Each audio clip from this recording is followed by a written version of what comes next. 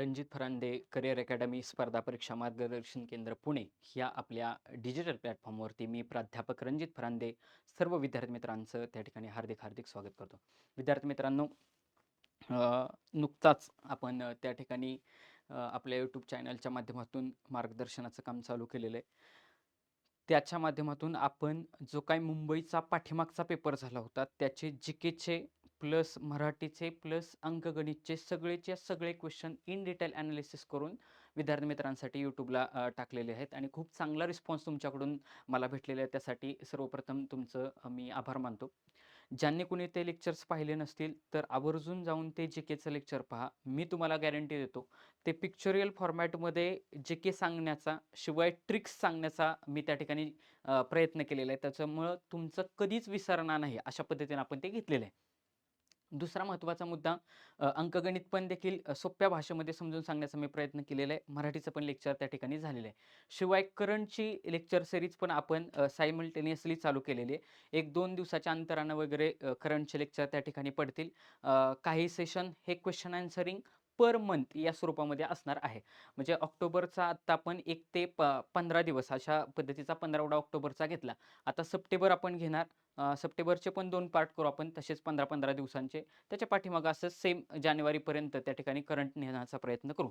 विद्यार्थी मित्रांना माझी ही कळकळीची विनंती, तुमच्या जास्तीत जास्त मित्रांपर्यंत हे शेअर करा. जेणेकरून जास्तीत जास्त विद्यार्थी मित्रांना त्या ठिकाणी फायदा होईल. आपण त्या ठिकाणी लॉजिक असेल, ट्रिक्स असेल, क्वेश्चन पेपर कसा सोडवायचा, हे सर्वच्या सर्व गोष्टी त्या ठिकाणी सांगत असतो. याच्या पाठीमागचं तात्पर्य एवढंच आहे, की जास्तीत जास्त विद्यार्थी मित्रांना मार्क्स पडले पाहिजे. At any cost, at any how. शेवटी तुम्हाला मार्क्स किती पडलेत हाच क्वेश्चन विचारला जातो. कसे पडलेत हा काही क्वेश्चन विचारला जात नाही.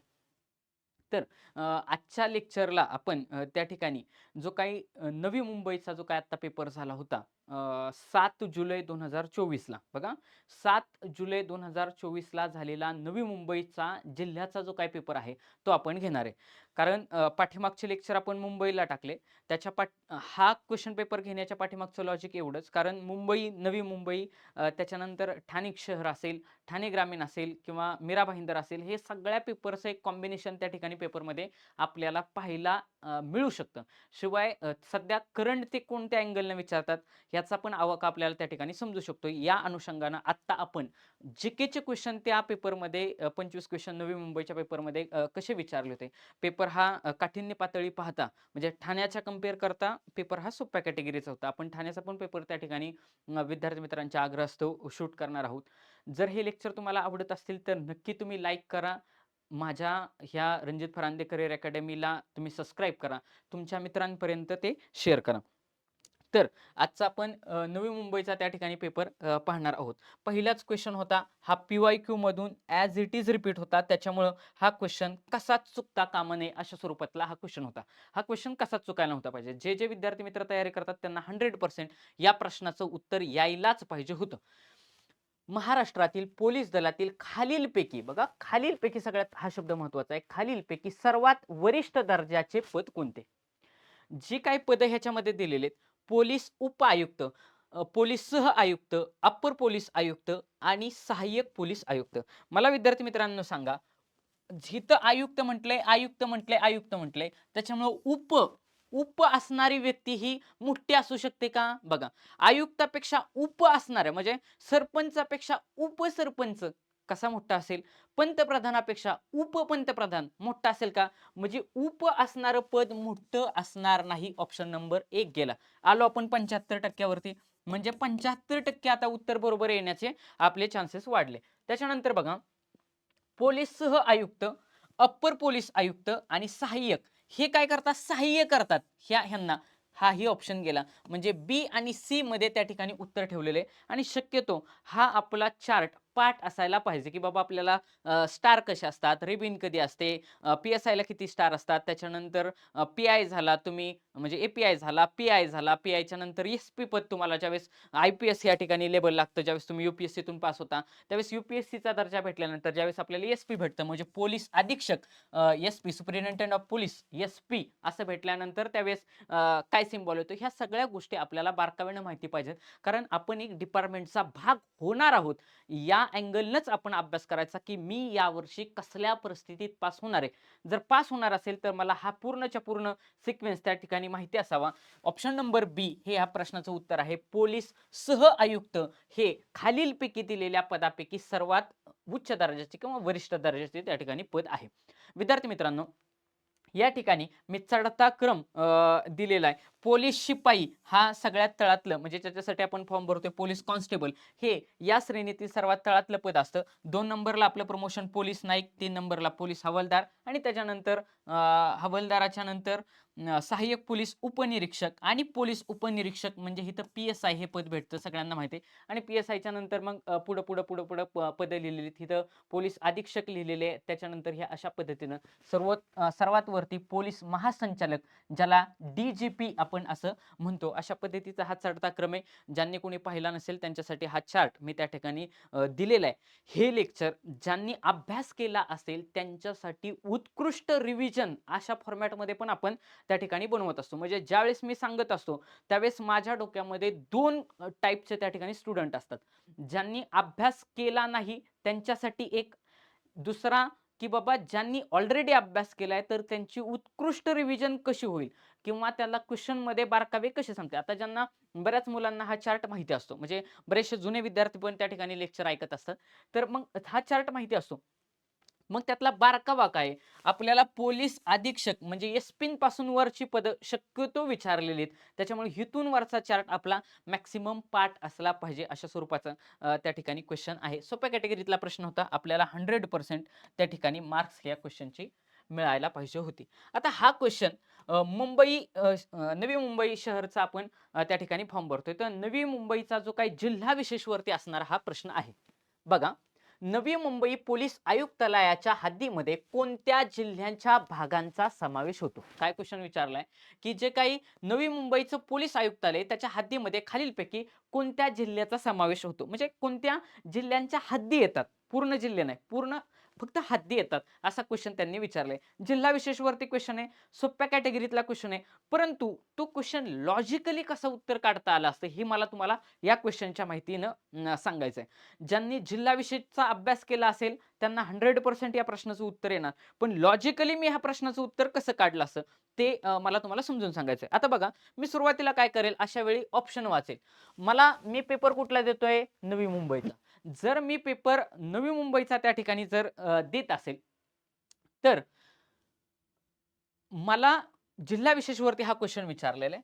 इथं मी ऑप्शन वाचले, मुंबई ठाणे, मुंबई रायगड, रायगड ठाणे रायगड आणि मुंबई पुणे. मला सांगा, नवी मुंबईचा आणि पुण्याचा संबंध राहील का, पुण्याची हद्द येईल का? एक ऑप्शन गेला. आलो मी 75% बरोबर कॅटेगरीवरती. आता पुढे बघा, बाकीचे ऑप्शन वाचू. मुंबई ठाणे, मुंबई रायगड आणि ठाणे रायगड. मला ह्या ठिकाणी 2-2 ठिकाणी रायगड रायगड दिसतंय. शक्यतो माझा कल ऑप्शन नंबर 2 आणि ऑप्शन नंबर 3 ला जास्तीत जास्त असतो, हे मी तुम्हाला अगोदरच सांगितले. आता थोडं लॉजिकली मी विचार करणार की बाबा, जर नवी मुंबई आणि मुंबई हे ऑलरेडी वेगवेगळे जिल्हे आहेत. बघा, मुंबई आणि नवी मुंबई जर ऑलरेडी वेगवेगळे जिल्हे असतील तर त्या ठिकाणी मुंबईचा पार्ट येणार नाही. हे लॉजिक 1 नंबरला लावलं. 2 नंबरला लॉजिक लावत असताना मी थोडा विचार केला. ह्या ठिकाणी मी महाराष्ट्राचा मॅप जाणून बुजून घेतलेला आहे. बघा, महाराष्ट्राचा मॅप या ठिकाणी तुम्हाला दिसत असेल.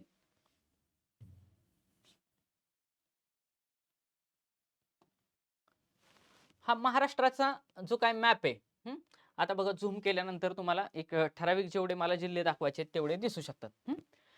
आपण फॉर्म कुठला भरलाय बघा, इथं जे आहे, इथं हा जो पोर्शन आहे, हा पोर्शन आहे मुंबई शहरचा. कुठला आहे? मुंबई शहरचा. आणि त्याच्या वरती हा जो काही येलो पट्टा जो आहे, जो असा रायगडला वगैरे असा अटॅच आहे, तर तो आहे मुंबई उपनगरचा, म्हणजे नवी मुंबईचा. मुंबई उपनगर म्हणजे नवी मुंबईचा. आता बघा, मुंबई शहराच्या वरती काय, नवी मुंबई आहे. मुंबई शहराच्या वरती नवी मुंबई आहे आणि या ठिकाणी पुणे कुठे आहे, इकडे. म्हणजे पुण्याचा आणि ह्याचा येईल का, त्याच्यामुळे पुणे जिल्ह्याची हद्द असं सरळ सरळ म्हटले, पुण्याची हद्द लागणार नाही त्या लॉजिकनं. म्हणजे मी विचार केला की जिल्ह्याची हद्दी कुठं कुठं लागली असेल. मुंबईतला नवी मुंबईची हद्द लागली आणि इथला जो मधला जो गॅप आहे हा सरळ सरळ अरबी समुद्र आहे. काय आहे? अरबी समुद्र आहे. म्हणजेच मुंबईची हद्द रायगडला लागण्याचा काही संबंध येत नाही. त्याच्यामुळे मुंबई हा ऑप्शन माझा कसाच येणार नाही. आता नवी मुंबईच्या बाबतीत विचार केला मी. नवी मुंबई मी कुठं दाखवलंय? नवी मुंबई मी या ठिकाणी नवी मुंबईचा जिल्हा आहे. बरोबर का? नवी मुंबईच्या जिल्ह्याचं क्षेत्रफळ अशा पद्धतीने त्या ठिकाणी आहे. मग आता ह्या ठिकाणी जिल्हा कुठला दिसतोय तुम्हाला? ठाणे. ह्या नवी मुंबईचा काही भाग ठाणेला चिकटलेला आहे का? 100% ठाणे जिल्ह्याच्या सरहद्दीला नवी मुंबईची सरहद्द लागलेली आहे, म्हणजे नवी मुंबईची बाउंड्री लागलेली आहे.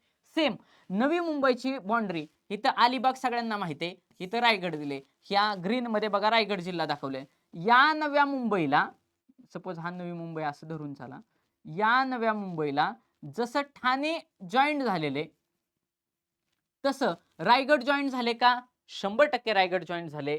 याच लॉजिक नुसार आपल्याला बघा लक्षात घ्या, नवी मुंबईला ठाणे आणि रायगड या दोन जिल्ह्यांच्या जर बाउंड्री लागत असतील तर 100% उत्तर एक्झामिनरनं तिथंच ठेवण्याचा प्रयत्न केलाय. लॉजिकली देखील, म्हणजे जरी माहिती नसतं तरी लॉजिकली देखील मला त्या प्रश्नाचं उत्तर काढता आलं असतं. म्हणजेच काय, ठाणे आणि रायगड, मी मगाशी ऑप्शनची तर सिमिलॅरिटी सोडलीच, रायगड रायगड ह्या दोन ऑप्शन मध्ये सिमिलॅरिटी दिली म्हणजे एक्झामिनर उत्तर तिथं फ्रेम करण्याचा प्रयत्न करतोय.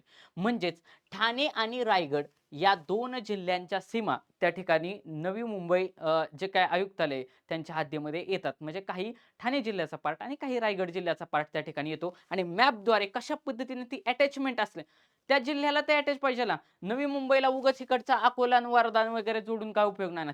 इकडचे पोलीस तिकडे कशाला जातील ना.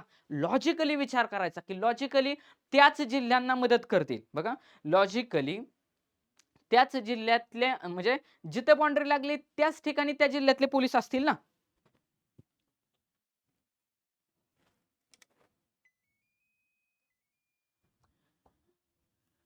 दुसरीकडे ते पोलीस असण्याचा काही संबंधच येत नाही. अशा पद्धतीने लॉजिकली या प्रश्नाचं उत्तर तुम्हाला कळलेलं असेल. ओके, पुढचा प्रश्न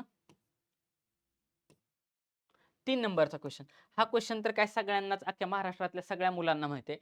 परंतु करंट वरती त्यावेळेस त्या ठिकाणी क्वेश्चन विचारला होता. लक्षात ठेवायचा, हा क्वेश्चन पेपर 7 जुलैला झालेला आहे. नुकत्याच पार पडलेल्या T20 वर्ल्ड कप क्रिकेट मालिकेच्या मॅन ऑफ द टुर्नामेंट कोणाला घोषित करण्यात आलं? काय विचारलं होतं? मॅन ऑफ द टुर्नामेंट विचारलं होतं, मॅन ऑफ द मॅच विचारलेलं नव्हतं. बघा इथं मुलांची गल्लत झाली. साधारणतः 20 ते 30% मुलं ह्या ट्रॅपला त्या ठिकाणी फसले. कारण मॅन ऑफ द मॅच, बघा मी तुम्हाला कायम सांगत असतो, जर ऑप्शन नंबर 1 ला उत्तर येत असेल तर 100% परत एकदा क्वेश्चन व्हेरीफाय करायचा, म्हणजे करायचा, हाताने मार्क घालवायचे नाहीत. सगळ्यांना माहिती आहे की जी काय T20 ची वर्ल्ड कपची मॅच झाली, ह्या ठिकाणी मी फोटो दिलेला आहे. आता तुमचं परत कधीच विसरणार नाही. इथं लिहिलंय का नाही साऊथ आफ्रिका, म्हणजे ही match South Africa versus India अशी झाली. हे साऊथ आफ्रिकेचे कॅप्टन आहेत, हे भारताचे कॅप्टन आहेत. भारताचे कॅप्टन सगळ्यांना माहिती आहेत, कोण? रोहित शर्मा. तुम्ही खाली कमेंट बॉक्स मध्ये मला सांगायचंय साऊथ आफ्रिकेचे कॅप्टन कोण होते. इथं लिहिले ICC men's T20 world cup match, final match आहे साऊथ आफ्रिका वर्सेस भारत असं आहे. स्थळ कुठं झालं ते पण इथं मी लिहिलेलं आहे, किंगस्टन ओव्हल या ठिकाणी झालेली. मेन म्हणजे ही स्पर्धा कुठं पार पडली? बघा ही स्पर्धा कुठे पार पडली, तर ही स्पर्धा अमेरिका अमेरिका आणि वेस्ट इंडिज वेस्ट इंडिज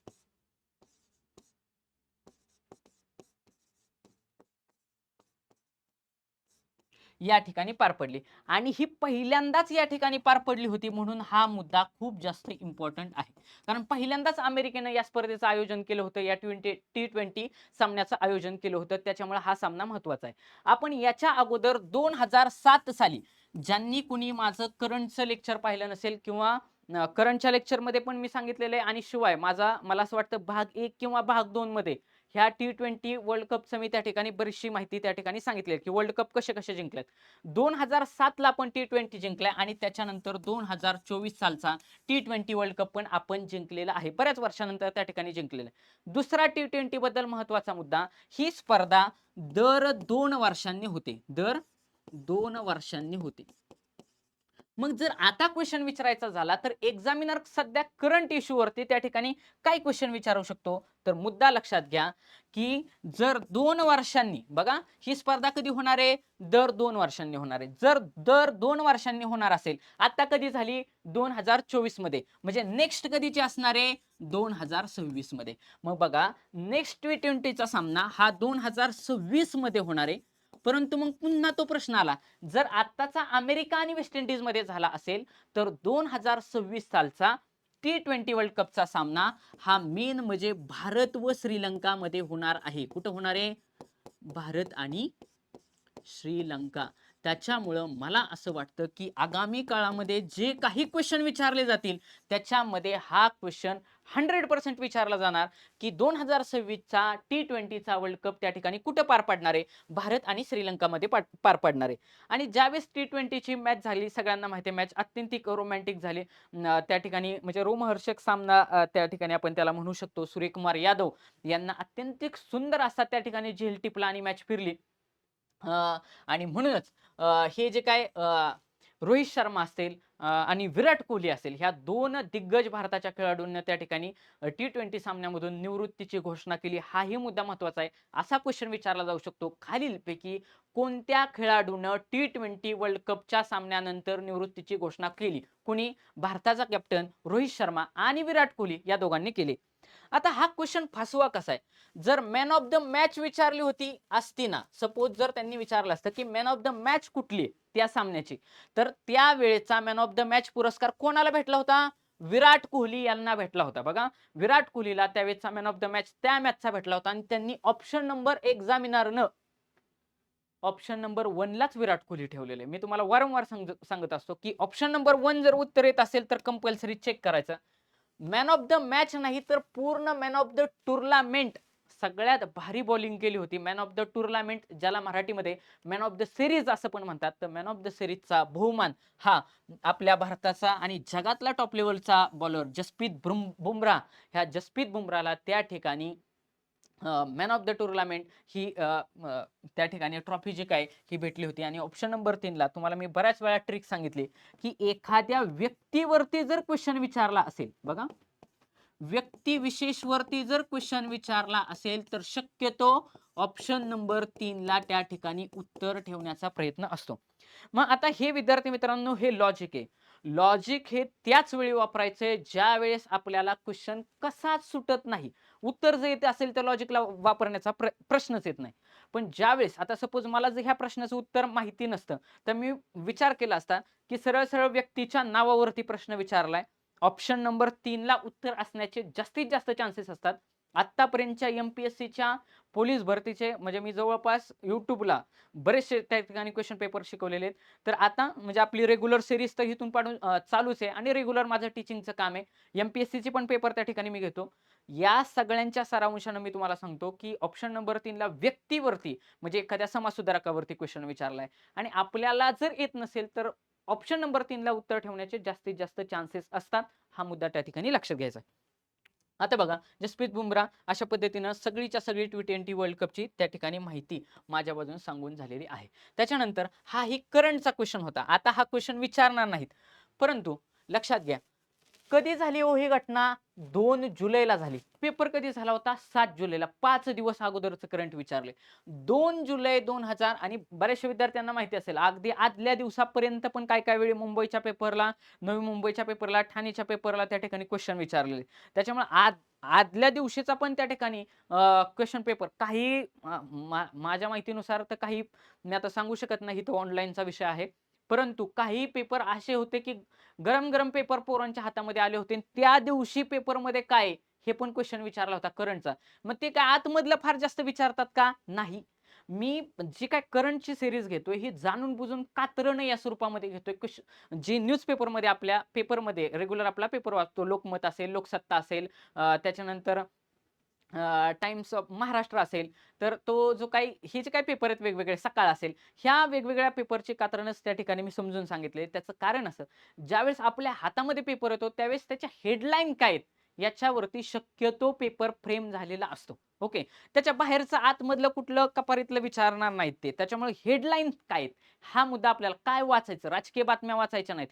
सामाजिक असतील, आर्थिक असेल किंवा शैक्षणिक याच्यामध्ये जर बदल घडवणाऱ्या काही गोष्टी असतील, समाजाला इफेक्ट मारणारी काही गोष्ट असेल, महत्त्वाची नियुक्ती असेल, महत्त्वाची व्यक्ती एक्सपायर झाली असेल, तर त्याच्यावरती करंटच्या अनुषंगानं क्वेश्चन विचारला जातो. आता हा क्वेश्चन विचारण्याच्या पाठीमागचा उद्देश असा आहे, की जर एखादी घटना ही जर समाजासाठी हानिकारक असेल, तर त्याच्यावरती क्वेश्चन हा विचारला जातो. 2 जुलै 2024 रोजी हाथरस या शहरामध्ये जे आयोजित केलेल्या एका धार्मिक कार्यक्रमामध्ये चेंगराचेंगरी झाली आणि 100 पेक्षा जास्त लोकांचा मृत्यू झाला. किती लोकांचा मृत्यू झाला होता, तर त्यावेळेस साधारणतः आकडेवारीनुसार 123 लोक मृत्युमुखी पडले होते. आता तुम्हाला ह्याच्यावरून एक मुद्दा आठवायला पाहिजे, की सेम अशाच पद्धतीची चेंगराचेंगरी आपल्या जे काय काळूबाईचं मंदिर आहे आपलं मांढरदेवी. तर त्या मांढरदेवीचं जे काय काळूबाईचं मंदिर आहे त्यावेळेस तिथली पण चेंगराचेंगरी झाली होती. मग आयोगाने एकदा एम-पी-एस-सीनं त्याची डेट पण विचारलेली आहे. तर अशा पद्धतीची जर एखादी घटना घडत असेल, तर त्याच्यावरती एक्झामिनर फोकस करतात. लक्षात घ्या, आपल्याला एक्झामिनरच्या माइंडसेटनं विचार करायचा आहे. क्वेश्चन विचारलेले उद्या यदा कदाचित ह्या एक्झामची म्हणजे ही घटना कधी झाली ह्याची डेट पण विचारली जाऊ शकते. त्याच्यामुळे लक्षात घ्या, बघा त्या हाथरस किसने दी थी हाथरस में धार्मिक आयोजन की इजाजत, म्हणजे हाथरस मध्ये धार्मिक आयोजन करायला कुणी इजाजत दिली होती, असं क्या होते हे नियम, अशा पद्धतीने हे बघा या ठिकाणी ही लोक बसलेले आहेत आणि हे जे काय गुरु बाबा काय त्यांचं मला आता नाव लक्षातून गेलेले, हे जे काय गुरु बाबा आहेत ह्या ठिकाणी प्रवचन करतायत. मग ही घटना कधी घडलेली, तो 2 जुलैला घडलेली आहे. लक्षात कसं ठेवायचं, सगळ्यांना माहिती आहे जीएसटी दिन कधी असतो, 1 जुलैला असतो. जीएसटी दिन कधी असतो, 1 जुलैला असतो. त्याच्या दुसऱ्या दिवशी ही घटना घडली होती, म्हणजे 2 जुलै 2024 रोजी घडली होती. 123 लोक ह्यामध्ये चेंगराचेंगरी झाली आणि एक्सपायर झाली. तर मग हे ठिकाण कुठं आहे असा क्वेश्चन त्यांनी विचारला होता. आता बघा सोडवायचा कसा, या ठिकाणी मी क्वेश्चन वाचला. मी ह्या क्वेश्चनच्या बाबतीत 100% अननोन होतो. मला या क्वेश्चनचं उत्तर 100% माहिती नव्हतं. तर मग मी कसं त्या ठिकाणी या क्वेश्चनला डील केलं. मी वाचलं मध्य प्रदेश. तुम्हाला माहिती आहे मी क्वेश्चन म्हणजे क्वेश्चन मार्क पर्यंत क्वेश्चन वाचतो आणि चारीच्या चारी ऑप्शन बारकाव्यानंच वाचतो. तोपर्यंत पुढचा क्वेश्चन मी घेत नाही. मध्य प्रदेश, हरियाणा, पंजाब आणि उत्तर प्रदेश, ज्या अर्थी इथं प्रदेश म्हणतंय त्या अर्थी 100% एक्झामिनरनं या 2 ऑप्शनला ट्रॅप लावलेला आहे. म्हणजे ऑप्शन नंबर बी, ऑप्शन नंबर सी येणार नाहीच. आलो 50-50 वरती. तुम्ही कोणत्या पण तुमचा कुठला पण क्वेश्चन पेपर काढा आणि तुम्ही ओपन करून बघा, माझे लॉजिक 100% चालतात म्हणजे चालतात. शेवटी ते लॉजिक आहेत. आपण ज्या ठिकाणी उत्तर येत नाही त्याच ठिकाणी अशा पद्धतीचं लॉजिक वापरणार. मध्य प्रदेश आणि उत्तर प्रदेश, मध्य प्रदेशला जायचं का उत्तर प्रदेशला जायचं, लक्षात घ्या. दोन्ही ठिकाणी इथं प्रदेश म्हणतंय म्हणजे एक्झामिनर इथं फसवण्याचा प्रयत्न करतोय.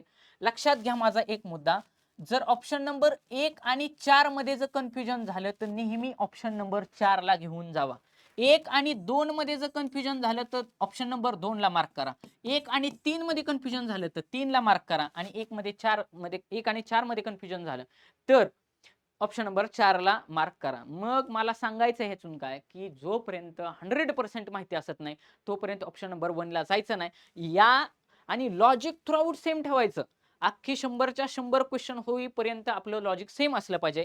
म्हणजेच ऑप्शन नंबर डी हे ह्या प्रश्नाचं उत्तर असणार आहे. उत्तर प्रदेशमधील हाथरस या ठिकाणी ही जी काही धार्मिक घटना ही इमेज दिसते, ह्या इमेजवरून आता तुमच्या लक्षात राहील. इमेज लक्षात ठेवायचे. ही इमेज लक्षात आलं की इथं तुमच्या लक्षात येईल कोणतरी बाबा प्रवचन करतोय. उत्तर प्रदेशमध्ये आहे. हिंदीमध्ये म्हटलंय म्हणजे उत्तर प्रदेश असणार आहे, खाली कर्नाटक वगैरे दक्षिण भारताच्या साईड नसणार आहेत. कारण आपल्याकडे शक्यतो त्या गटातल्या भाषा वापरल्या, म्हणजे कर्नाटकमध्ये कानडी वापरली जाते, खाली तेलुगू, तमिळ, मल्याळम वापरल्या जातात, महाराष्ट्रामध्ये मराठी वापरली जाते, पण हिंदी तेवढी वापरली जात नाही. आपले जे काय वरचे आहेत उत्तर भारतीय ते जास्तीत जास्त हिंदी वापर करतात. त्यामुळे ऑप्शन हिंदी असण्याचे जास्तीत जास्त चान्सेस आहेत. आणि ज्या अर्थी 2 ऑप्शन त्या ठिकाणी मध्य प्रदेश, उत्तर प्रदेश ठेवले त्या अर्थी उत्तर त्या ठिकाणी असणार आहेत. 1 जुलै जीएसटी दिन असतो, त्याच्या दुसऱ्या दिवशी 2 जुलै रोजी हा हत्याकांड त्या ठिकाणी झालेला आहे. हे लक्षात घ्या. चेंगराचेंगरी झाली आणि बरीचशी लोक त्या ठिकाणी मेली. त्याच्यानंतर हा पुढचा क्वेश्चन आहे, हा देखील जिल्हा विशेष वरती त्या ठिकाणी विचारलेला आहे. सरळ सरळ जिल्हा विशेष वरती क्वेश्चन विचारले आहे, त्यामुळे हार्ड स्वरूपाचा क्वेश्चन नाही. 1970 मध्ये बघा, 1970च्या दशकामध्ये दशकामध्ये मुंबई शहरावरचा ताण कमी करण्याच्या उद्देशाने नवी मुंबई शहराची त्या ठिकाणी निर्मिती व विकास करण्यासाठी राज्य शासनाने कोणत्या महामंडळाची स्थापना केली? सरळ सरळ जिल्हा विशेष वरती प्रश्न आहे. मुंबई शहराची लोकसंख्या अत्यंतिक वाढत होती, दाटी वाढत होती, म्हणून नवी मुंबई शहर त्या ठिकाणी प्लॅन करून बांधण्यात आलं आणि म्हणून त्याच्या विकासासाठी खालीलपैकी कोणती महामंडळ, ज्याला कॉर्पोरेशन आपण असं म्हणू, तर त्या कॉर्पोरेशनची राज्य सरकारने स्थापना केली. सगळ्यांसमोर ही तर मी इमेज घेतलेली बघा, ही बिल्डिंग आहे, ह्याच्यावरती लिहिलंय सिडको भवन, सिडको भवन, सिडको भवन लिहिले का नाही, आणि इथं सिम्बॉल लिहिलंय बघा सिडको. म्हणजे कशाची स्थापना केली असेल आता तुमचं कधीच विसरणार नाही. नवी मुंबई शहर तयार करण्यासाठी कोणाची स्थापना केली? सिडकोची केली. ही स्थापना कधी झाली? तर 1970 ला झाली. इथं दिले का नाही 1970? 17 मार्च 1970 रोजी या सिडको या महामंडळाची स्थापना झाली. आणि आता क्वेश्चन जर अजून थोडा पुढे न्यायचा म्हटलं तर या सिडकोचं मुख्यालय कुठं आहे? तर बेलापूर नवी मुंबई या ठिकाणी आहे. हा मुद्दा लक्षात घ्या. हे सिडको कुठं उभारले? बेलापूर नवी मुंबई इथं. आता ऑप्शन वरून जाण्याचा प्रयत्न करू. ऑप्शन वरती एक्झामिनर हे नेहमी सिमिलॅरिटी ठेवतात. आपलं लॉजिकच आहे ते. म्हाडा सगळ्यांना माहिती आहे, घर उभारणीसाठी त्या ठिकाणी घरांच्या वेगवेगळ्या लॉटरी असतील. अल्प म्हणण्यापेक्षा थोड्या कमी दरामध्ये त्या ठिकाणी घरं बांधून जास्तीत जास्त शहराचा विकास करण्यासाठी त्या ठिकाणी म्हाडाची स्थापना केलेली. त्याच्यामुळं घरं बांधण्याच्या उद्देशानं केलेली, ना की विकास आणि शहराच्या निर्मितीसाठी. त्याच्यामुळे म्हाडा हा ऑप्शन येणार नाही. MIDC मध्ये आपण सगळे कामाला जातो. MIDCचा आणि बांधकामाचा एखाद्या शहराच्या विकासाचा संबंध येईल का? त्याच्यामुळे MIDC हा ऑप्शन लॉजिकली कसाच बसत नव्हता. आलो का नाही 50-50% वरती. आता बघा, हिथं म्हणतंय सिडको आणि हिथं म्हणतंय हुडको, म्हणजे 100% एक्झामिनर बी आणि सी मध्ये उत्तर ठेवण्याचा त्या ठिकाणी प्रयत्न करतोय. कारण या ठिकाणी या दोन ऑप्शनला ऑप्शनची सिमिलॅरिटी ठेवलेली आहे. ऑप्शन बारकाव्यानं वाचायचेच. विद्यार्थी मित्रांनो लक्षात घ्या, बरेचसे विद्यार्थी त्यात 1-1, 2-2 मार्कांनी राहिलेले आहेत. ती पोरं जर ही लॉजिक वापरलं ना तर 100% पास होतील. शेवटी त्या पोरांना लक्षात घ्या, नवीन येणाऱ्या मुलांना सगळं जग सांगत असतं, कारण त्यातून पैसे भेटत असतात. पण जी जुनी मुलं गुंतलेली त्यांच्यासाठी मार्गदर्शन कोण करत नसतं. दुसरी गोष्ट की जुन्या मुलांच्या मध्ये एक ड्रॉबॅक हा असतो की मी सगळं वाचलंय, मराठी केलंय, जीके केले, अंकगणित केले, बुद्धिमत्ता केले, एवढं सगळं केले, क्वेश्चन पेपर सोडवल्यात, टेस्ट सिरीज दिली, आणि तरी पण मला 1-2 मार्क कमी काय, म्हणजे काय चुकतंय हेच जुन्या मुलांना कळत नाही. लक्षात घ्या, तुम्हाला मेरिट जर क्रॉस करायचं असेल तर कोणाचं ना कोणाचं ऐकावंच लागेल. काही ना काही गोष्टी स्वतःमध्ये चेंज केल्याशिवाय तुम्ही अगदी बाउंड्रीच्या या लाईनला आहे, ही थोडीशी पार करायची, तेवढी जर तुम्हाला पार करायची असेल तर काही ना काही बदल करावेच लागतील. तुम्ही बघा, ऑप्शनमध्ये सिमिलॅरिटी सोडा, क्वेश्चन पेपर सोडवणे हा एक वेगळा कन्सेप्ट आहे, अभ्यास करणं हा एक वेगळा कन्सेप्ट आहे. क्वेश्चन पेपर सोडवणे आणि अभ्यास करणे, क्वेश्चन पेपर सोडवणे ही माझ्या दृष्टीने कला आहे. मला हे सिडकोन वगैरे काय, मी अननोन पर्सन आहे ह्याच्याबद्दल, कारण मी त्या ठिकाणी MPSCचा अभ्यास केलेला आहे, राज्यसेवेचा अभ्यास करणारा माणूस आहे. त्याच्यामुळे मला सगळं माहिती आहे की बाबा कसं डीलिंग केलं पाहिजे. मी जर स्वतः पेपरला एक्झाम हॉलमध्ये असतो तर MIDC ऑप्शन तर पहिल्यांदा काढला असता, सगळ्या औद्योगिकाच्या संदर्भात आहे. एक ऑप्शन तर गेला.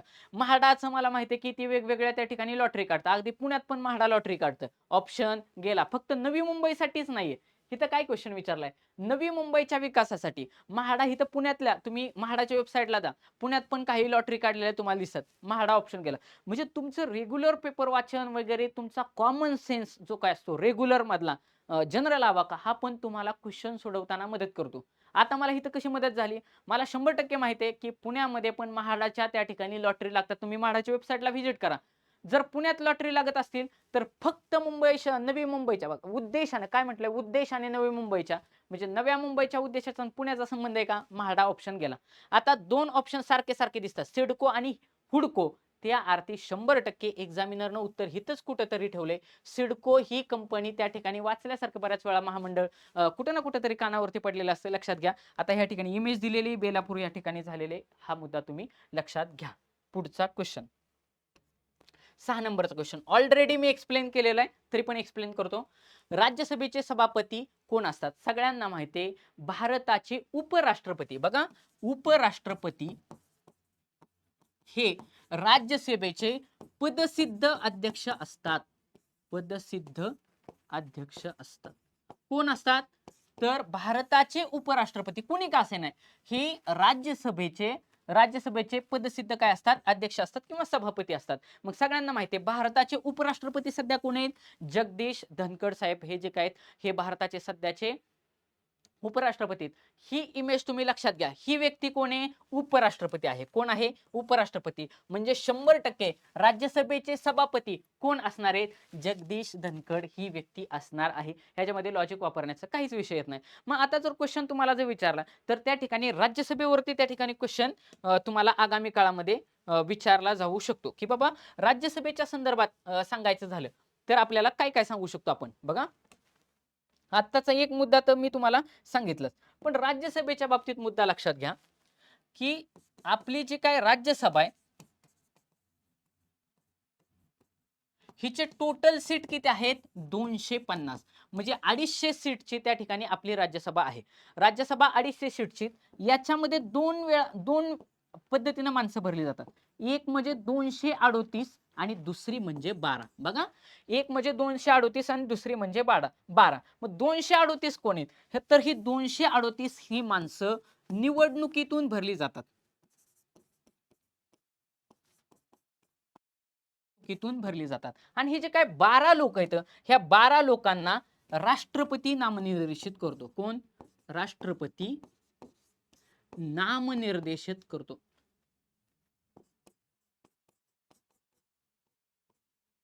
राष्ट्रपती नामनिर्देशन. 250 पैकी 238 प्लस 12 झालं का नाही, 250 झालं. 238 अधिक 12 बरोबर 250.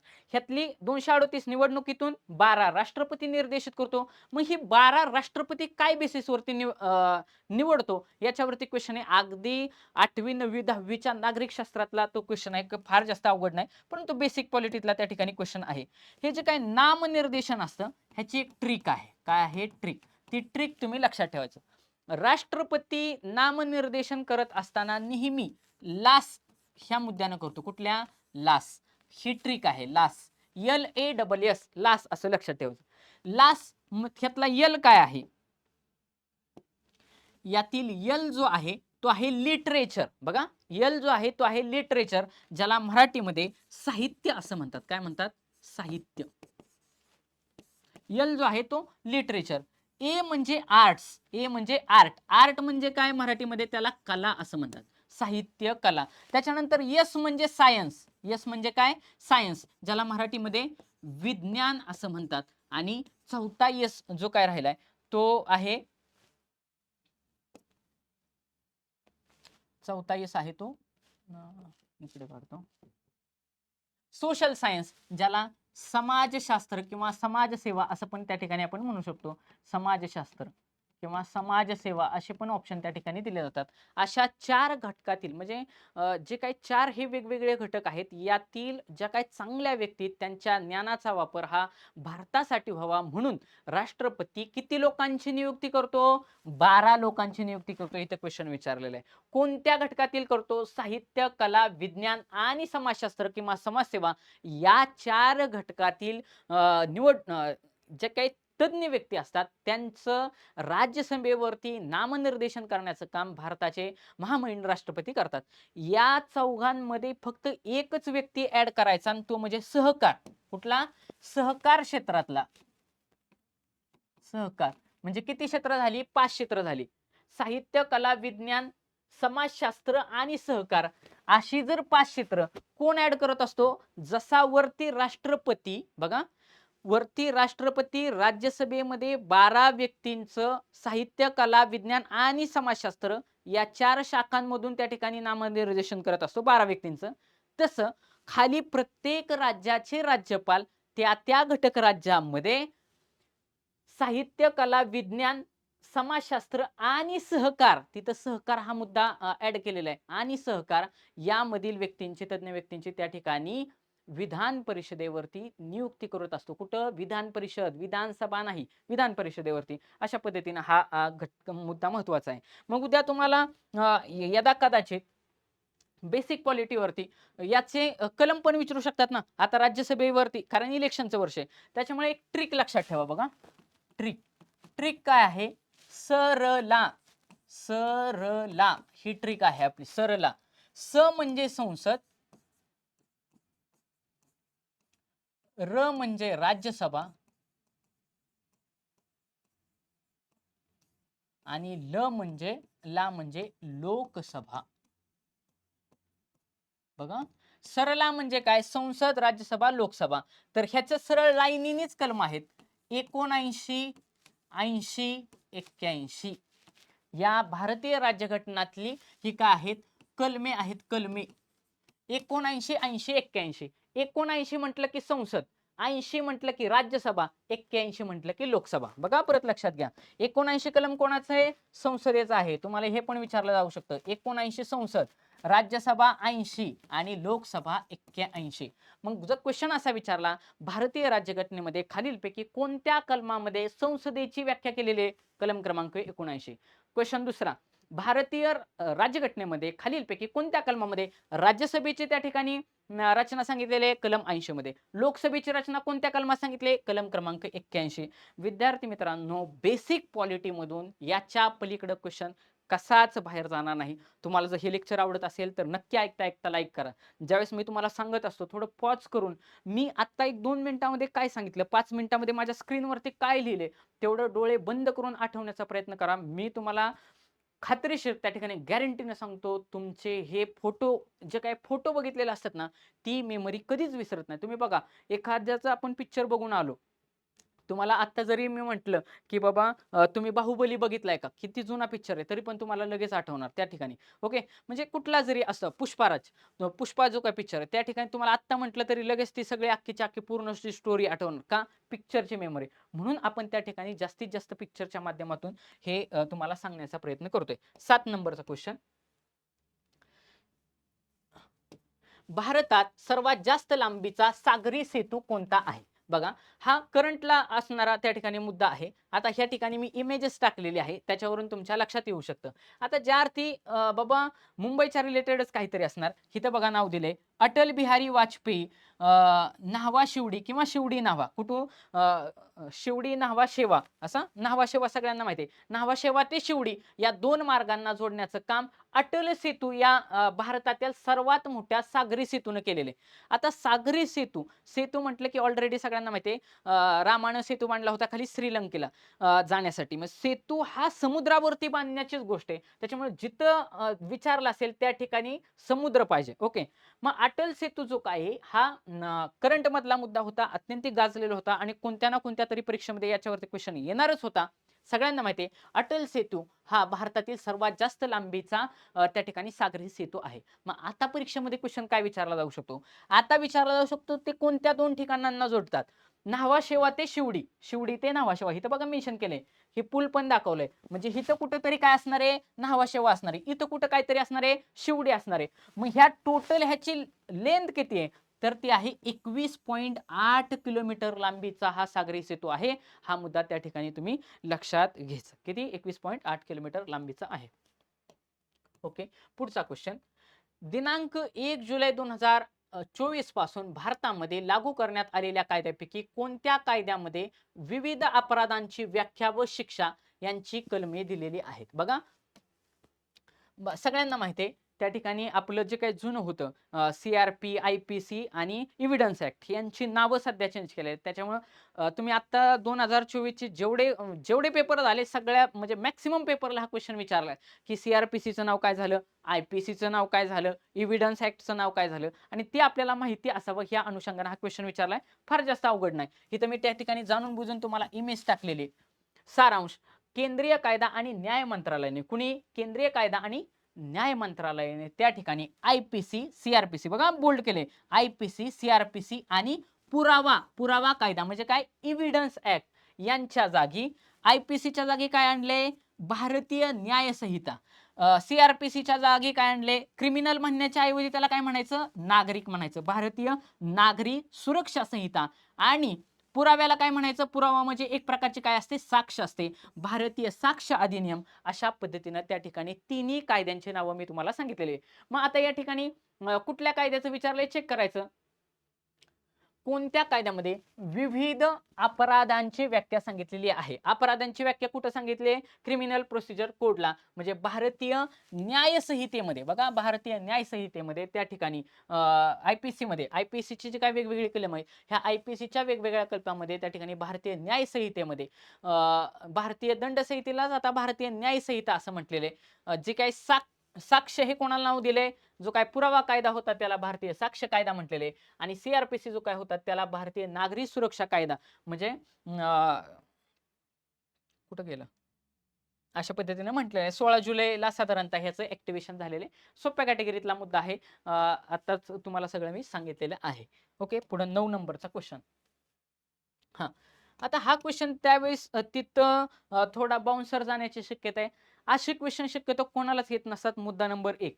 मुद्दा नंबर 2, असे क्वेश्चन सोडवताना पॅनिक व्हायचं नाही. सारखेपणा ऑप्शन मधला शोधायचा, ऑप्शन मधली सिमिलॅरिटी शोधायची.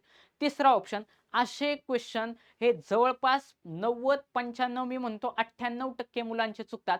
त्याच्यामुळे हा क्वेश्चन मेरिट डिसाइडिंग नसतो. असे क्वेश्चन कधीच मेरिट डिसाइड करत नाही. सोपे क्वेश्चन जर तुमचे चुकले तर 100% तुम्ही मेरिटच्या बाहेर जाणार. त्याच्यामुळे सोप्पा रेग्युलर अभ्यासातला क्वेश्चन कसा चुकता कामा नये. म्हणजे silly mistake is not allowed. जर तुम्ही सिली मिस्टेक केली तर तुम्ही 100% मेरिटच्या बाहेरच राहणार. असे क्वेश्चन शक्यतो मेरिट डिसाइड करत नसतात आणि हेच क्वेश्चन लक्षात राहत असतात. असे क्वेश्चन बघा, डील करत असताना काय विचारले. 9 नंबरचा क्वेश्चन आहे, रशियन बनावटीच्या कोणत्या आधुनिक एसॉल्ट रायफलचे उत्पादन भारतामध्ये केले जात आहे? कुठल्या बनावटीचे आहे? रशियन बनावटीचे आहे. कुठली? एसॉल्ट रायफल जी काय आहे. आता बघा, सगळ्यांना माहिती आहे AK-56 सगळे कोण आतंकवादी वगैरे वापरतात. ऑप्शन बी गेला, कमीत कमी 75% वरती आलो. इथं 203 म्हणताय, इथं 103 म्हणताय, म्हणजे 100% उत्तर ह्या दोन ऑप्शन मध्ये ठेवण्याचा प्रयत्न केलेला आहे. कुठला पण तुम्ही, म्हणजे 100% ऑप्शन नंबर डी गेला. आलो का नाही 50-50% वरती. बघा, लॉजिकली मी 50% वरती आलो. कसं लॉजिक वापरलं? 56 हे आतंकवादी वापरतात, AK-56 बंदूक सगळ्यांना माहिती आहे. ऑप्शन गेला. त्याचं भारतामध्ये उत्पादन घेतील का हो? सरळ सरळ घालवला. आता 203 आणि 103 असं म्हणते, त्या अर्थी उत्तर ह्या दोन ऑप्शन मध्येच ठेवलेले. या लॉजिकनं मी चौथा ऑप्शन काढला. आणि आता परत मगाचंच लॉजिक मी तुम्हाला सांगितलं की 1 आणि 2 मध्ये कन्फ्युजन झालं तर मी 2 ला मार्क करणार. 1 आणि 3 मध्ये कन्फ्युजन झालं तर 3 ला करणार. 1 आणि 4 मध्ये कन्फ्युजन झालं तर 4 लाच करणार. हे लॉजिक मी थ्रूआउट कुठंच सोडणार नाही. मला 100% कुठं ना कुठं तरी क्वेश्चन सापडणार. 2 क्वेश्चन बरोबर येणार, एखादा अर्धा चुकणार, पण 2 तर बरोबर येणार ना.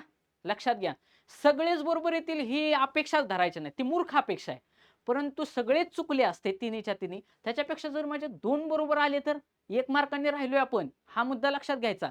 मग जर हे लॉजिक वापरलं, 1 आणि 2 मध्ये कन्फ्युज झालं. आता मगाचा एक क्वेश्चन आहे ह्याच्या अगोदरचा, मला आता तो आठवे नाही. 1 आणि 2 मध्ये मी कन्फ्युज झालो होतो.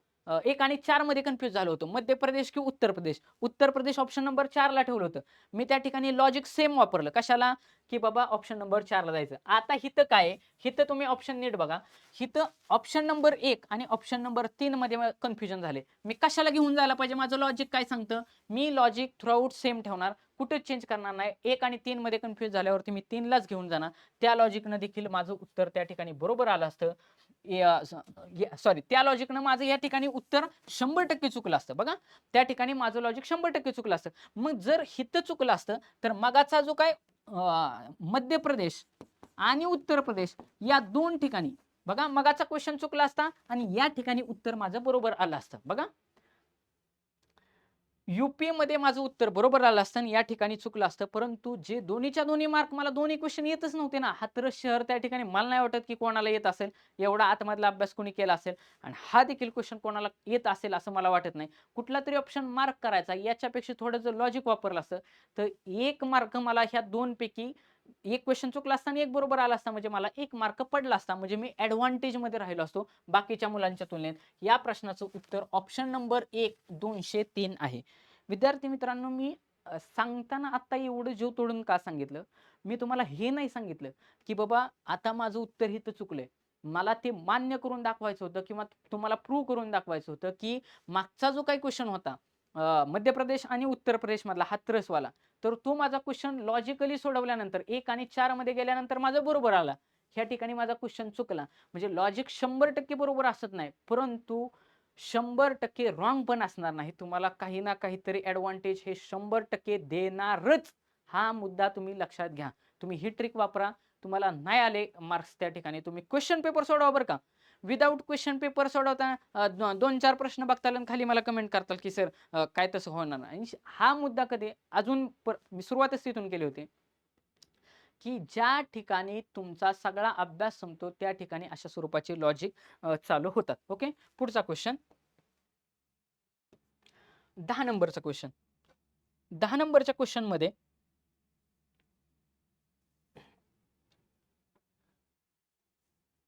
चंद्राच्या चंद्राच्या दक्षिण ध्रुवावरती यशस्वीपणे लँडर उतरवण्यासाठी बघा, चंद्राच्या दक्षिण ध्रुवावरती, कुठल्या ध्रुवावरती? दक्षिण ध्रुवावरती यशस्वीपणे लँडर उतरवणारा जगातला पहिला देश कोणता? आणि सगळ्यांना माहिती आहे आपला प्यारा भारत. भारताने सगळ्यात महत्वाचा, तर त्यासाठीच मी ही इमेज काढली की तुमच्या लक्षात कायमस्वरूपी लक्षात राहिलं पाहिजे. इथं लिहिले बघा, कॉंग्रॅच्युलेशन चंद्रयान 3. किती? चंद्रयान 3. चंद्रयान 3 न आपल्या बघा, चंद्रयान 3 न, 1 न नाही, 2 न नाही, चंद्रयान 3 न चंद्राच्या दक्षिण ध्रुवावरती Chandrayaan 3 on the successful landing त्या ठिकाणी दिलं, की या ठिकाणी हे लँडिंग झालेलं आहे. मग ह्याच्यातलं तुम्हाला हे एक दिसतंय बघा, छोटासा रोबोट दिसतोय आणि हा एक दिसतंय. तर याला काय म्हणायचं? इथं बघा तारीख दिली मी, 23 ऑगस्ट. ही तारीख खूप जास्त महत्वाची. 23 ऑगस्ट यदा कदाचित क्वेश्चनला त्या ठिकाणी एक्झामला विचारले जाऊ शकते. 23 ऑगस्ट 2023 रोजी हा जो काय लँडर आहे, लँडर म्हणजे हा इथं टेकलाय का नाही बघा, 1 2 3 4 पाय. सुरुवातीला तो लँड झाला, त्याचं नाव काय दिलं होतं? विक्रम लँडर. काय? विक्रम लँडर.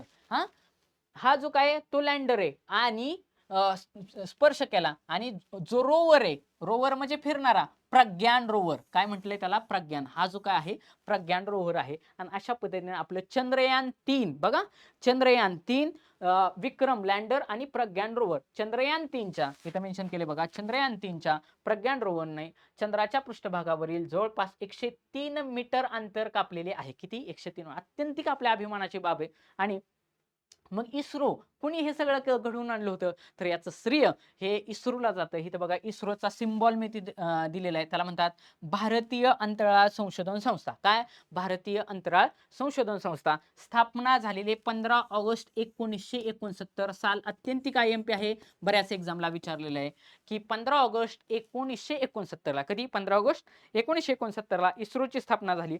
त्याचं मुख्यालय आहे बंगळूर या ठिकाणी. कुठं आहे? बंगळूर. आणि सध्याचे अध्यक्ष आहेत एस सोमनाथ. कोण आहेत? सध्याचे अध्यक्ष आहेत एस सोमनाथ. एस सोमनाथ यांच्या अध्यक्षतेखाली सध्या इस्रो त्या ठिकाणी काम करत असताना आपल्याला दिसते. ओके, आलं लक्षात? पुढचा क्वेश्चन हा सगळ्यात झालेला आहे. मग सरळ सरळ कुणी ह्या प्रश्नाचं उत्तर काय असेल? प्यारा भारत ऑप्शन नंबर 3 हे या प्रश्नाचं उत्तर आहे. ओके, पुढचा क्वेश्चन 11 नंबरचा क्वेश्चन. नागरिकत्व दुरुस्ती अधिनियमानुसार खालीलपैकी कोणत्या देशातील स्थलांतरांना किंवा स्थलांतरित लोकांना भारतीयत्व किंवा भारतीय नागरिक न मिळण्यासाठी अर्ज करण्याची तरतूद त्या ठिकाणी केली आहे? म्हणजे भारतीय नागरिकत्व खालीलपैकी CAA कायदा त्या ठिकाणी आला होता, सगळ्यांना माहिती आहे. आणि त्या ठिकाणी जी काय मुस्लिम कंट्री आहेत ज्या भारताच्या शेजारी आहेत, पाकिस्तान बघा, या साईडचं पाकिस्तान, पाकिस्तानचा संबंध कोणाशी? बांगलादेश. पाकिस्तान, बांगलादेश आणि अफगाणिस्तान या देशातील, या 3 देशातील 3 कंट्रीमधील लोकांना नागरिकत्व मिळण्याच्या संदर्भात त्या ठिकाणी काही जाचकाठी टाकले होते आणि त्यांना नागरिकत्व मिळणार नाही अशा पद्धतीचं त्या कायद्यामध्ये लिहिलेलं होतं. त्याच्यामुळं तो जो दुरुस्ती अधिनियम आहे तो आहे नागरिकत्व दुरुस्ती अधिनियम. दुरुस्ती अधिनियम 1955. कधीचा कायदा आहे तो? 1955च्या त्या कायद्यामध्ये सांगितलेले आहे. भारताचं नागरिकत्व बघा, बेसिक पॉलिटीच्या भाग 2 मध्ये भारताचं नागरिकत्व सांगितलेलं आहे. भारतीय राज्यघटनेच्या भाग 2 मध्ये बघा, भारतीय संविधानाच्या किंवा पॉलिटीच्या भाग 2 मध्ये नागरिकत्व सांगितले. कलम किती?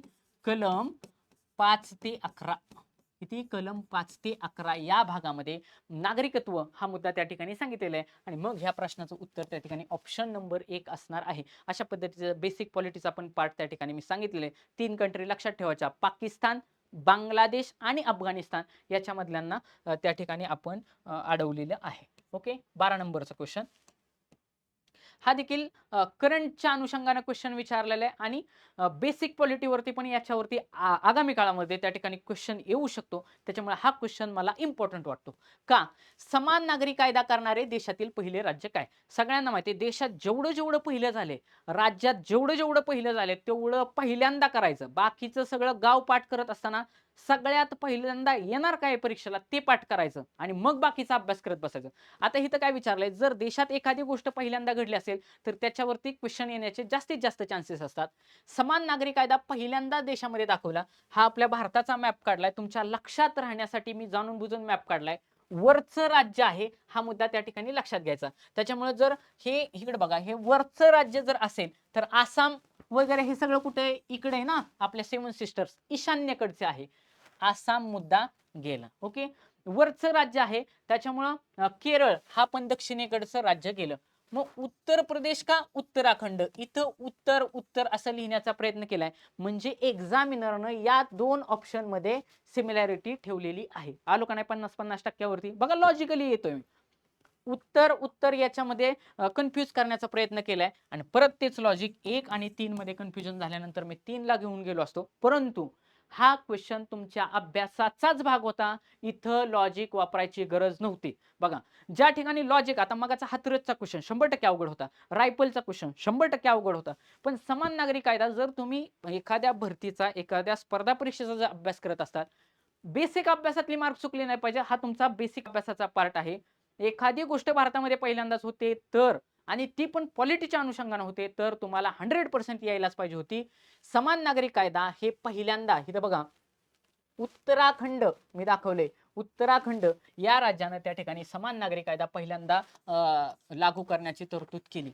मग आता पॉलिटीच्या अनुषंगानं याच्यावरती काय क्वेश्चन येऊ शकतो बघा, बेसिक पॉलिटीमध्ये काय क्वेश्चन येऊ शकतो तर लक्षात घ्या. भारताच्या संविधानामध्ये म्हणजे पॉलिटीमध्ये भाग 4 मध्ये बघा, कुठल्या भाग 4 मध्ये काय सांगितले, मार्गदर्शक तत्वे सांगितलेले आहेत. मार्गदर्शक तत्वे भारतीय राज्यघटनेच्या भाग 4 मध्ये, तुम्ही म्हणताल हे भाग विचारतात का? 100% विचारतात. भारतीय राज्यघटनेच्या भाग 4 मध्ये त्या ठिकाणी मार्गदर्शक तत्वे सांगितलेली आहेत. कुठून सांगितलेली आहेत? कलम 36 ते ऑनवर्ड, 36 ते कलम क्रमांक 51. किती? 36 ते 51. आणि मग 36 ते 51 मध्ये मार्गदर्शक तत्व सांगितले असेल तर त्यापैकीच एक हे समान नागरी कायदा असणारं मार्गदर्शक तत्व आहे. काय मी सांगितलं? भाग 4 मध्ये मार्गदर्शक तत्वे सांगितले, त्याच्यामध्ये ते कलम क्रमांक 36 ते 51, कुठं 36 ते 51 ही मार्गदर्शक तत्वे. समान नागरी कायदा हे पण एक मार्गदर्शक तत्व आहे. जर समान नागरी कायदा हे जर मार्गदर्शक तत्व असेल तर 100% त्याचं कलम हे 36 ते 51च्या मध्ये असणार आहे. आणि मग लक्षात ठेवायचं, या ठिकाणी समान हा शब्द दिलाय का नाही, या समान वरून लक्षात ठेवायचं. बघा, ट्रिक आपली काय आहे? ट्रिक अशी आहे, या समान या शब्दावरून बघा, समान या शब्दावरून 44, 4 आणि 4 समान समान आहेत का नाही? 4 आणि 4 समान समान आहेत. या समान या शब्दावरून 44 कलम हे समान नागरी कायदा सांगतं. हा मुद्दा लक्षात द्यायचा आहे. मग उद्या क्वेश्चन भविष्यामध्ये, आता मुंबईची जे काय आगामी काळामध्ये परीक्षा होणार आहे किंवा 9,500ची भरती 100% होणार आहे, जर इलेक्शन झाल्यानंतर तरी त्यांना डिक्लेअर करणे, भरती कॅन्सल होणार नाही, भरती 100% होणार आहे. त्याच्यामुळे आगामी काळामध्ये जरी मुंबईच्या पेपरला विचारला तर वेल अँड गुडच. बेसिक पॉलिटीवरती असा क्वेश्चन विचारला जाऊ शकतो की खालीलपैकी भारतीय राज्यघटनेच्या कोणत्या कलमामध्ये समान नागरी कायदा सांगितला आहे? तर भारतीय राज्यघटनेच्या कलम 44 मध्ये त्या ठिकाणी समान नागरी कायदा विद्यार्थी मित्रांनो त्या ठिकाणी सांगितलेला आहे. अशा पद्धतीनं ह्याच्यातले टोटल 25 क्वेश्चन आहेत ते आज भाग 1 मध्ये आणि उद्याच्या भाग 2 मध्ये आपण उरलेले जे काय 12-13 क्वेश्चन आहेत हे कव्हर करण्याचा प्रयत्न करू. तुम्हाला जर लेक्चर आवडले तर नक्की सांगा, कमेंट बॉक्समध्ये कमेंट करा, नक्की लाईक करा, तुमच्या जास्तीत जास्त विद्यार्थी मित्रांपर्यंत कृपा करून माझ्या चॅनलला त्या ठिकाणी शेअर करा. अ, या चॅनलच्या माध्यमातून जास्तीत जास्त महाराष्ट्रातल्या सगळ्या विद्यार्थी मित्रांचा त्या ठिकाणी अ, जास्तीत जास्त फायदा व्हावा क्वेश्चन पेपर सोडवत असताना. मुंबईची भरती तोंडावरती आली, त्याच्यामुळे विशेष करून ज्यांनी मुंबईला फॉर्म भरलाय त्या तरी विद्यार्थी मित्रांपर्यंत हे पार्ट जरूर पोहोचवा. कारण पाठीमागचे पण भाग 4 जे काही 4-5 पार्ट मी घेतलेले आहेत आणि अंकगणित, बुद्धिमत्ता पूर्णच्या पूर्ण पेपर घेतला तर 100% त्या 5-6 पार्टमधून तुम्हाला question as it is repeat आलेले दिसणार आहेत. त्याच्यानंतर मी चालू घडामोडीचं पण सेशन घेतले. त्या देखील सेशनमधला एक ना एक तरी क्वेश्चन असणारच आहे. आणि आत्ताचं जे काय आपण घेतोय, हे नवी मुंबईचा घेतला कारण तर नवी मुंबई, मुंबईमधले जर क्वेश्चन विचारले तर आपला तो चुकता कामा नये, या अनुषंगाने आपण आजचं हे लेक्चर घेतलेलं आहे. तुम्हाला जर हे लेक्चर कसे वाटले तर तुम्ही कमेंट बॉक्समध्ये नक्की कळवा. आपण आगामी काळामध्ये आपला त्या ठिकाणी जी-केचा कोर्स अत्यंतिक अल्प दरामध्ये त्या ठिकाणी महाराष्ट्राच्या मुलांसाठी त्या ठिकाणी लवकरात लवकर लॉन्च करणार आहे. शिवाय कन्सिस्टंटली जोपर्यंत तुमचे पेपर चालू आहेत, तोपर्यंत डेली बेसिसवरती माझे लेक्चर तुम्हाला चालू घडामोडीसह, जी-केसह, मराठी सगळ्याच्या सगळ्या त्या ठिकाणी सिलेबस मी स्वतः त्या ठिकाणी तुम्हाला एक्सप्लेन करणार आहे. क्वेश्चन पेपर सोडवण्याचं लॉजिक सांगणार आहे. एखादा अर्धा क्वेश्चन पेपर आपण त्या ठिकाणी लाईव्ह पण घेऊ शकतो. परंतु माझी एक इच्छा आहे, की लाईव्ह जाण्याच्या अगोदर जास्तीत जास्त विद्यार्थी मित्रांनी त्या ठिकाणी लाईव्ह हे जर लेक्चर शेअर झाले आणि जास्तीत जास्त विद्यार्थी जर लाईव्ह सेशनला असतील, तर त्या ठिकाणी अजून जास्तीत म्हणजे एक लेक्चर घेण्यासाठी एक ऊर्जा असते ती भेटू शकते. तुम्हाला हे जर लेक्चर आवडलं नक्की लाईक करा. धन्यवाद.